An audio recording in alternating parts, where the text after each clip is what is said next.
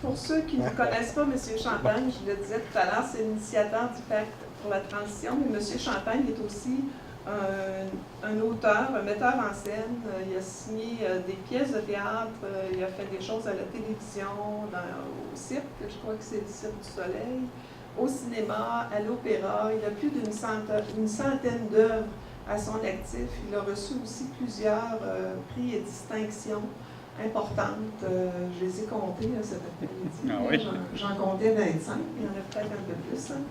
Il y avait la médaille de l'Ordre du Canada. Vous avez été reconnu aussi personnalité de l'année. Attention. À la presse. Hein? Après ça, Radio-Canada en 2006, vous avez été patriote de l'année et artiste pour la paix en 2012. Vous avez reçu des prix Gémeaux, Masque, prix Gascon. C'est assez. Il y en a d'autres. Et par le magazine L'Actualité, il a été reconnu comme étant l'une des 100 personnalités les plus influentes au Québec, récemment. Je suis là pour relayer l'appel des scientifiques qui nous disent qu'on est dans une situation d'urgence climatique. On le sent, les inondations des récentes semaines, on a des signes. Il y a eu des grosses canicules, il y a des sécheresses, on se souvient des îles de la Madeleine l'automne dernier, le littoral. Donc on en voit des phénomènes, on est beaucoup sollicité aux nouvelles. Et ceux qui baignent dans l'étude du climat, les milliers de scientifiques du GIEC, le groupe intergouvernemental sur l'évolution du climat, ont sorti l'automne dernier un rapport dévastateur où ils nous disent, et là je cite de mémoire, okay? Je pense que le message est important, là, la science nous dit qu'il nous reste de 10 à 12 ans pour opérer un changement radical dans nos manières de faire, sous peine de quoi les conséquences peuvent être catastrophiques. Moi, je suis un gars de théâtre, là, je suis un artiste, j'aime le drame, j'aime la tragédie. Et là, je suis là pour relayer le message de la raison scientifique. Et je pense qu'il faut regarder cette réalité-là en face. Puis en même temps, je pense qu'il ne faut pas se laisser paralyser par l'angoisse ou par la peur ou l'inquiétude que ça peut réveiller chez nous. Et il faut aussi se mettre en mode action, parce que la meilleure façon de réagir à l'inquiétude, c'est de passer à l'acte. Alors, visiblement, on le voit que les gouvernements, la volonté politique des gouvernements ne sera jamais aussi forte que la volonté populaire. Et j'ai décidé au mois de novembre de relayer, de répondre à l'appel du secrétaire général des Nations Unies. Le 10 septembre dernier, dans un discours important à San Francisco, il dit, 3 ans après les accords de Paris, j'en appelle à la société civile. Les gouvernements seuls n'y arriveront pas et il faut que les citoyens de tous les horizons, de toutes les communautés, partout dans le monde, se lèvent et fassent partie de la solution. 3 semaines plus tard, au Québec, la démocratie porte au pouvoir le parti politique qui est le dernier de classe en environnement, la Coalition Avenir Québec. Une semaine après, les scientifiques du GIEC sortent leur rapport et nous disent on a de 10 à 12 ans pour agir radicalement. Le 7 novembre dernier, on a lancé le Pacte pour la transition. Essentiellement, le Pacte, il dit... essentiellement, je pense que ce qui est au cœur du Pacte, c'est de dire, OK, le secrétaire général des Nations Unies lance cet appel-là, les scientifiques lancent cet appel-là, et nous, au Québec, on répond présent. Présent à quoi? À essayer de répondre à l'urgence climatique de façon positive en posant des gestes. Donc, ce qui est au cœur du Pacte pour la transition, c'est de dire, OK, comme individu, comme citoyen, je reconnais le message de la science, je reconnais qu'il y a quelque chose qui cloche, je reconnais que nos gouvernements, visiblement, n'y arrivent pas, et je m'engage comme individu à poser des gestes. Donc, essentiellement, le premier engagement, le premier terme du pacte, c'est de reconnaître l'état de la situation, l'état d'urgence, et de reconnaître l'importance que, individuellement, on s'y mette tout le monde ensemble dans ce qu'on pourrait appeler une sorte d'effort de guerre. Mais on sait bien que la somme de nos gestes individuels ne suffira pas, qu'il y a des grands projets politiques, qu'il y a des grandes décisions d'investissement industriel, économique qui se prennent en notre nom. Et que donc, en échange de nos efforts individuels, on exige que les politiques publiques, que les investissements soient à la hauteur du défi qui est lancé par la science et de nos aspirations à donner en héritage à nos enfants un avenir viable. Nos comportements actuels puis c'est très émouvant pour moi de le dire devant un enfant, devant un bébé, c'est que nos manières de faire depuis des siècles, qui consistent à extraire des ressources, les modifier pour les mettre en circulation libre à la consommation pour que ça finisse dans les dépotoirs, ce système-là qui a très bien fonctionné, il ne fonctionne plus bien. Parce que les dépotoirs aujourd'hui, c'est les cours d'eau, c'est nos sources en eau, les dépotoirs, c'est l'atmosphère dans laquelle on vit, et on ne peut pas continuer à polluer l'eau, à polluer l'air, à contaminer le sol dont on tire notre subsistance, à pelleter des tonnes de carbone dans l'atmosphère parce qu'on assiste présentement à la dégradation de la vie sur Terre. On a eu un rapport extrêmement éloquent la semaine dernière sur l'importante perte de la biodiversité dans le monde dans lequel on vit. Alors, ce qu'on se dit, c'est qu'il faut répondre à ça. On ne peut pas laisser les choses dégénérer pour faire en sorte que l'avenir du monde ne soit pas viable. Et au Québec, on est extrêmement bien positionné pour répondre à cet appel-là. Pourquoi? Parce que notamment, on est assis sur des trésors d'une énergie renouvelable, relativement propre, qui peut nous permettre de nous éloigner du grand responsable de la dégradation de notre monde, le pétrole et le gaz. Le principal agent de la dégradation du monde dans lequel on vit, c'est la combustion du pétrole et du gaz. Alors, on vit au Canada dans un monde où le pétrole emmène extrêmement large. Rappelons-nous là, que le gouvernement Trudeau a été élu démocratiquement il y a 4 ans sur la base de cesser les subventions à l'industrie du pétrole.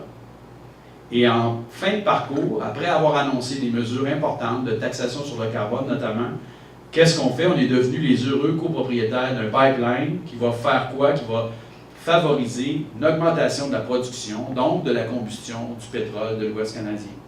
Donc, ce qu'on peut mesurer, c'est à quel point le lobby très puissant du pétrole et du gaz en impose à la démocratie qui avait porté au pouvoir ce parti politique-là qui a dit « on va s'éloigner du pétrole et du gaz ». Donc, visiblement, les politiciens ont besoin que la société civile se lève debout.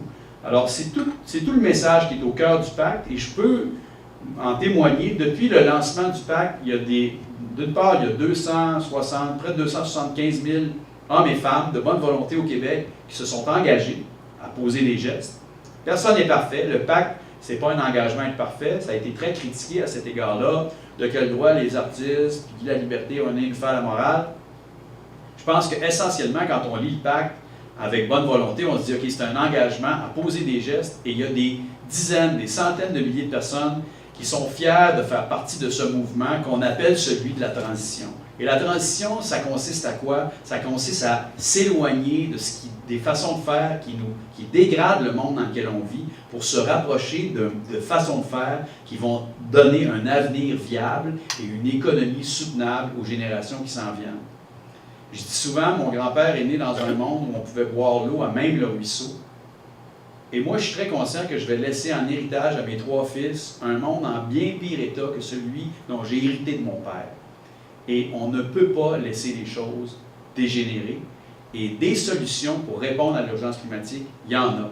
Il y en a une incarnation ici aujourd'hui dans le travail que mon fils, un de mes 3 fils, fait avec Samuel, qui est une façon d'unifier le génie de la modernité en termes d'efficacité énergétique avec le patrimoine, le génie du patrimoine bâti, pour faire en sorte qu'on puisse construire des maisons qui sont plus performantes. Il y a des façons qu'on appelle aujourd'hui l'éco-construction de bâtir qui peuvent nous éloigner des façons rétrogrades de bâtir qui contribuent à la dégradation de notre monde. Fait que des solutions, il y en a de multiples solutions. Alors, je pense qu'il faut avoir le courage collectivement, d'essayer de se mettre en mode solution pour s'éloigner des intérêts extrêmement puissants qui continuent de runner la business, parce que les gens à qui profite l'usage abusif des ressources limitées du monde dans lequel on connaît continuent d'en profiter. Il y en a à qui ça profite, l'exploitation du pétrole et du gaz. Mais généralement, on peut dire que globalement, c'est en train d'assassiner la vie sur Terre et de contribuer à la dégradation à une vitesse exponentielle, grand V, là, du monde dans lequel on vit. Alors, à qui appartient de décider du monde dans lequel cet enfant-là va vivre? Je pense qu'on ne peut pas laisser aller seul les politiciens, les intérêts économiques très puissants, mais il faut que les citoyens, on se lève debout, on se regarde dans les yeux, on se retrouche les manches, on crache dans nos mains, puis on se dit, OK, on a un travail de citoyen à faire pour embrasser la transition nécessaire à laquelle on est convié. Moi, il y a une dizaine d'années, j'étais loin de me considérer comme un militant, loin de me considérer comme un écologiste. Et c'était à peine si je me considérais comme un citoyen, jusqu'à ce que les gazières débarquent dans le coin de pays que j'habitais. Et pour moi, ça a été une espèce d'épiphanie, c'est-à-dire ça a été le moment de la grande révélation de ces questions-là. À qui appartient de décider de l'usage du territoire qu'on habite? Des ressources en eau qui sont les nôtres, de la qualité de l'air qu'on respire, de la qualité des sols dont on tire notre alimentation. Et je me suis rendu compte à quel point l'industrie du pétrole et du gaz influençait largement le monde dans lequel on vit. Mais à quel point des citoyens sans histoire, qui a priori n'ont rien à voir ni avec le pétrole, ni avec le gaz, ni avec la politique, peuvent devenir de redoutables résistants qui vont imposer le respect à des intérêts extrêmement puissants. Et je suis très fier d'avoir appartenu à cette mouvance qui a stoppé l'industrie du gaz de schiste dans la vallée du Saint-Laurent en utilisant quoi? Deux choses. La raison scientifique. Il faut mettre la science au cœur des débats industriels, des projets de développement et s'assurer que les citoyens peuvent prendre des décisions éclairées sur la base de ce que la raison scientifique peut nous amener. Mais science sans conscience n'est que ruine de l'âme. Il faut aussi mettre de l'humanité au cœur de nos décisions, parce qu'il ne s'agit pas strictement de tout laisser dans les mains des scientifiques ou de la raison, mais aussi dire qu'il y a des hommes et des femmes qui boivent cette eau-là, qui respirent cette air-là, qui se nourrissent de cette terre-là, et ces valeurs-là sont plus importantes que le rendement aux actionnaires à la fin du mois ou à la fin de l'année.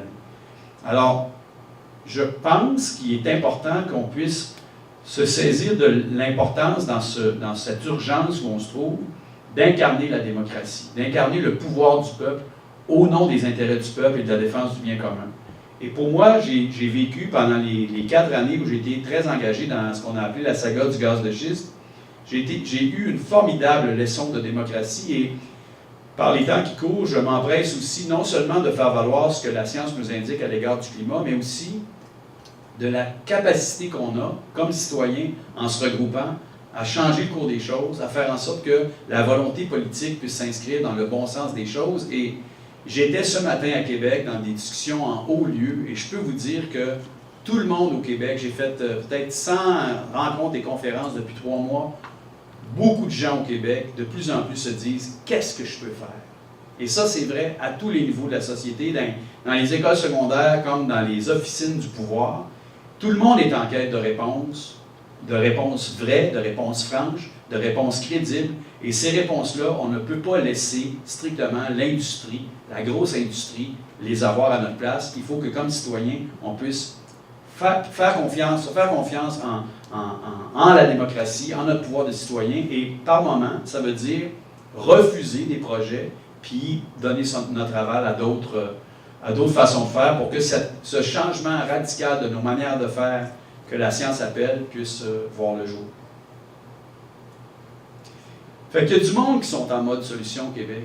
On est alerté, je pense qu'il ne faut pas se mettre de lunettes roses, il faut voir le danger qui est là, mais il faut se dire aussi qu'il y a des façons de faire possibles qui sont en train de nous amener, parce que la transition, ce n'est pas une abstraction qu'on appelle pour dans 2 générations, la transition, elle est en cours. On va donner un exemple qui est controversé, mais qui est indéniable à mes yeux dans la réalité du Québec. C'est la transition du char à combustion thermique, là, le char qui roule au pétrole, vers la voiture électrique. La voiture électrique, elle n'est pas parfaite. Oui, elle a une empreinte écologique, mais au Québec, indéniablement, là, si on analyse l'ensemble du cycle de vie, c'est indéniable qu'on devrait tous, pour ceux qui ont besoin absolument d'avoir un char dans leur vie, puis de continuer à nourrir le comportement de l'auto-solo, la voiture électrique, c'est la voiture de la transition. Et là, le marché commence à comprendre qu'il faut s'en aller de ce côté-là des choses. Il y a des enjeux importants parce qu'on a besoin notamment de lithium pour fabriquer les batteries des chars, puis que l'extraction du lithium peut aussi porter préjudice ailleurs dans le monde, comme ici au Québec, à la qualité notamment de l'eau qu'on boit, Il y a un projet d'extraction minier dans l'escarre de Saint-Mathieu-de-la-Ricana en Abitibi, où une des eaux les plus pures au monde est menacée par un éventuel projet d'extraction de lithium par une minière australienne. Donc, il y a des réponses complexes à des enjeux complexes, mais il y a un paquet de solutions qui sont à notre portée. Et je pense que plus on va s'exprimer haut et fort dans cette quête de solutions-là, plus ceux qui prennent les décisions politiques au bout du compte vont nous entendre. Il ne faut pas douter du fait que les grands changements de société se sont toujours opérés par une poignée d'hommes et de femmes de bonne volonté qui, un jour, ont dit « peut-être que c'est comme ça qu'on devrait faire les choses. Peut-être que c'est dans cette direction-là qu'on devrait aller. » Tous les grands changements se sont opérés et là, on est conviés à opérer un grand changement si on veut s'assurer que la suite du monde est un avenir viable.